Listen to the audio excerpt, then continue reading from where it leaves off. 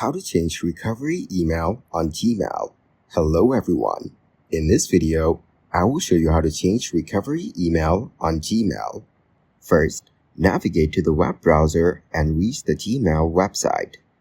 Then click on your account shown at the top right corner. Now select the Manage Your Google Account option. On the left side, you will find the Personal Info option. After that, click on it and select the email option under Contact Info. Following that, find and click on the alternate email shown here. Now you can see your recovery email and you can remove it to add another email.